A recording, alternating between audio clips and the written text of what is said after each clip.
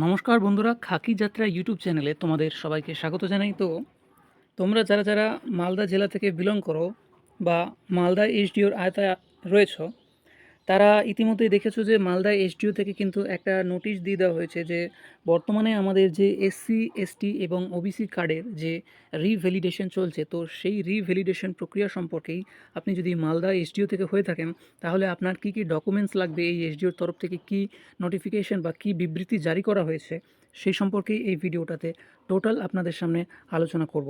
তো চলুন দেখা যাক যে মালদা এসডিওর তরফ থেকে কী কী নোটিশের বিজ্ঞপ্তি দেওয়া হয়েছে এবং কোন ফর্ম আপনাকে ফিল আপ করে আপনার এসডিও বা আপনার নিকটবর্তী আপনি যে বিডিও অফিসের আয়তায় আসেন, সেই বিডিও অফিসে আপনাকে রিভ্যালিডেশনের জন্য কোন কোন নথিপত্র আপনাকে জমা করতে হবে। প্রথমেই আমরা দেখে নেব যে এসডিওর তরফ থেকে যে বিবৃতি বা যে নোটিফিকেশন, কোন কোন ডকুমেন্টস প্রয়োজন হবে আপনার এসসি এসটি কার্ডের ভেরিফিকেশনের জন্য, সেই নোটিফিকেশনটা দেখে নিই। তার আগে বলে নিই, আপনি যদি ওবিসি কার্ড বা ওবিসি কার্ড হোল্ডার হয়ে থাকেন, তাহলে আপনাকে রিভ্যালিডেশনের জন্য কিন্তু একটা অনলাইন ফর্ম ফিল আপ করতে হবে এবং সেই অনলাইন ফর্মটা ফিল আপ করার পরে সেই অনলাইন ফর্মের যে ফর্মটা আপনি হার্ড কপিটা জেরক্স করবেন, সেই হার্ড কপির সঙ্গে আপনার নথিপত্রগুলি, আপনার এবং আপনার পরিবারের যার রেফারেন্সে আপনি ওবিসি বানিয়েছিলেন, সেই নথিপত্রগুলি কিন্তু আপনাকে নিকটবর্তী বিডিও অফিস বা এসডি অফিসে গিয়ে জমা করতে হবে। তো চলে আসা যাক এসসি এসটি কার্ড এর ভেরিফিকেশনের যে প্রয়োজনীয় নথিপত্র মালদা এসডিওর তরফ থেকে চাওয়া হয়েছে। দেখুন, বলেছে আপনি যদি আবেদনকারী হন, তাহলে আপনার SC card, voter card, Aadhaar card এবং জন্মের প্রমাণপত্র হিসেবে আপনি দিতে পারেন অ্যাডমিট কার্ড। এছাড়াও আপনার লাগবে রেশন কার্ড, 2026 সালে ভোটার লিস্ট, অর্থাৎ আপনার যদি 2026 সালে ভোটার লিস্ট থাকে, তাহলে 2026 সালের ভোটার লিস্ট কিন্তু আপনাকে জমা করতে হবে। দেখুন, অর্থাৎ এসআইআরের নাম বাদ গেছে কিনা সেটা কিন্তু ভেরিফাই করা হবে, সেটা উল্লেখ করা হয়েছে। এছাড়া কি বলা হয়েছে, সমস্ত জেরক্স কপি কী করতে হবে, নিজের সই করে অরিজিনাল কাগজগুলোর সঙ্গে আনতে হবে। অর্থাৎ আপনি যে যে নথিপত্রগুলি এখানে দিচ্ছেন, দেখুন 1 নম্বর পয়েন্টে কী বলেছে যে 2026 সালের ভোটার লিস্ট সহ সমস্ত জেরক্স নিজের সই করে, অর্থাৎ সেলফ অ্যাটেস্টেড করে সেই সমস্ত ডকুমেন্টসগুলি আপনাকে অরিজিনাল এসডিওতে বা বিডিও অফিসে নিয়ে গিয়ে তাদেরকে সাবমিট করতে হবে। ঠিক আছে, দেখুন 2 নম্বর পয়েন্টে কী বলা হয়েছে। 2 নম্বরে বলা হয়েছে যে যার বংশের এসসি কার্ড দিয়ে আপনার এসসি কার্ড হয়েছে, তার SC card, admit card, voter card এবং একটি বংশের তালিকা সাদা কাগজে বানিয়ে আনতে হবে এবং তাতে সেলফ অ্যাটেস্টেড করে আনতে হবে। অর্থাৎ আপনি যার রেফারেন্সে কার্ডটা বানিয়েছেন, অর্থাৎ আপনি যদি সেকেন্ড জেনারেশন হন, তাহলে তাহলে তো আপনাকে রিভ্যালিডেশনের জন্য এই যে যে প্রক্রিয়াটা আপনি দেখাচ্ছেন, অর্থাৎ আপনি যার রেফারেন্সে বানিয়েছেন, তো তাকে কি করতে হবে, তালিকা অর্থাৎ বংশ তালিকায় আপনার সঙ্গে তার কি সম্পর্ক, সেই সম্পর্কটা কিন্তু দেখাতে হবে এবং যে ব্যক্তি রেফারেন্স দিয়েছেন তার সমস্ত নথি কিন্তু এই নথিপত্রগুলি আপনাকে জমা করতে হবে। বোঝা গেল? তৃতীয় পয়েন্টে কি বলেছে দেখুন, যে আবেদনকারীর পিতামাতা তাদের এসসি কার্ড যদি থাকে তাহলে এটা দিতে হবে, তাদের voter card, Aadhaar card, ration card এবং ভোটার লিস্ট যেটা 2026 সালের এসআইআর লিস্টে রয়েছে সেটা।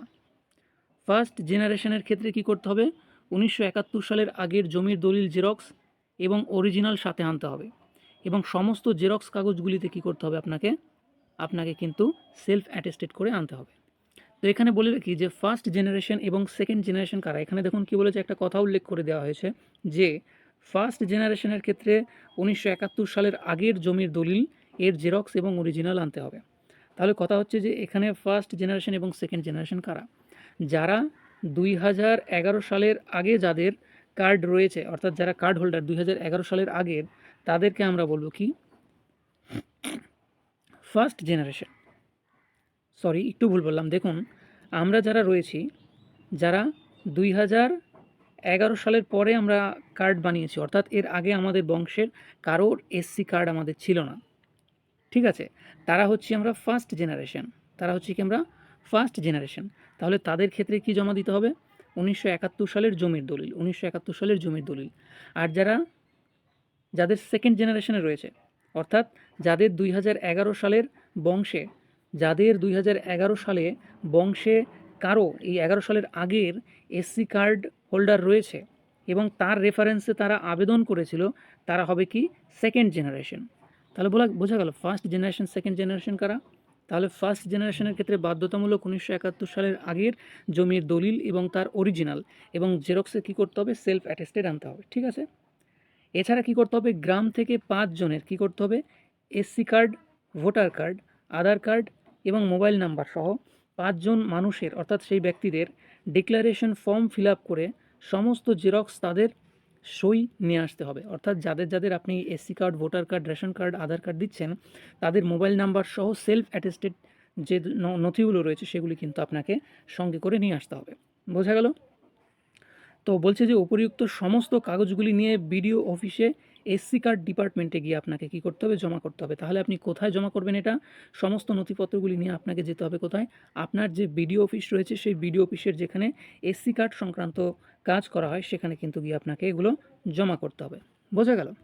তো এখানে দেখুন একটা কথা উল্লেখ করা হয়েছিল কি, যে 5 জন ব্যক্তির ডিক্লারেশন ফর্ম ফিল আপ করতে হবে। তাহলে এবার আমরা দেখব যে ডিক্লারেশন ফর্মটা আপনি কীভাবে ফিল আপ করবেন এবং কোথায় পাবেন। আপনি যদি ডিক্লারেশন ফর্ম কোথাও খুঁজে না পান, তাহলে আমি ডেসক্রিপশন বক্সে এই ডিক্লারেশন ফর্মের লিঙ্ক দিয়ে রাখবো। আপনি সেখান থেকে ডিক্লারেশন ফর্মটা ডাউনলোড করে নিতে পারেন এবং কোনো সাইবার ক্যাফেতে গিয়ে এটা আপনি প্রিন্ট আউট করে নিয়ে সেই ডিক্লারেশন ফর্মটা কিন্তু আপনি এসসি কার্ডের যে রিভ্যালিডেশন প্রক্রিয়ায় আপনি দরখাস্ত করবেন সেইখানে কিন্তু জমা করতে পারবেন। তো চলুন দেখিয়ে দিচ্ছি ডিক্লারেশন ফর্মটা কীরকম এবং কীভাবে সেটা ফিল আপ করবেন। তো বন্ধুরা দেখে নিন, এই হচ্ছে সেই ডিক্লারেশন ফর্ম। তো এখানে ফর্মটা আমি পিডিএফ ফরম্যাট ওপেন করেছি। তো মনে হচ্ছে যে ফর্মটা আপনার মোবাইল স্ক্রিনে উল্টো দেখাবে। তো যাই হোক, একটু মোবাইলটা করে ঘুরিয়ে নিয়ে আপনি ফর্মটা দেখে নেবেন। তো ফর্মটা ফিল আপ করায় তেমন কোনো কঠিনতা নেই। এখানে যদি দেখেন যে আপনারা যে ডিক্লারেশন ফর্মটা জমা দেবেন, দেখুন তাদের কি করতে হবে, তাদের গ্রামের নাম, দেখুন তাদের গ্রামের নাম, পোস্ট অফিস, গ্রাম পঞ্চায়েত, পুলিশ স্টেশন, ডিস্ট্রিক্ট, এই যে সাধারণ তথ্যগুলি আপনাকে দিতে হবে। দেয়ার অপারেটিং রেজিস্ট্যান্সি আপনার, অর্থাৎ আপনার বাবার নাম, আপনার নাম, সমস্ত কিছু, অর্থাৎ উপরের যে পোর্শনটা রয়েছে এখানে কিন্তু আপনার নিজের ডিক্লারেশন অর্থাৎ নিজের তথ্য দিয়ে পূরণ করতে হবে। আর বাদবাকি যে সেকশনগুলি রয়েছে, এই যে 5টা সেকশন রয়েছে, দেখুন এই 5টা সেকশনে আপনি যে ডিক্লারেন্ট অর্থাৎ যাদেরকে আপনি সাক্ষী হিসেবে নিয়েছেন সেখানে কিন্তু এখানে তাদেরকে কিন্তু তথ্য দিতে হবে। এখানে প্রথম ব্যক্তির, দ্বিতীয় ব্যক্তির, তৃতীয়, চতুর্থ এবং পঞ্চম ব্যক্তির নাম আপনি ডিক্লারেন্ট হিসেবে দেবেন এবং তাদের বাবার নাম এখানে কিন্তু পুট করতে হবে সেকেন্ড কলামে। তারপরে এখানে দেখুন, এইখানে তাদের সমস্ত যে রেসিডেন্সিয়াল অ্যাড্রেস রয়েছে সমস্ত কিছু এখানে দিতে হবে।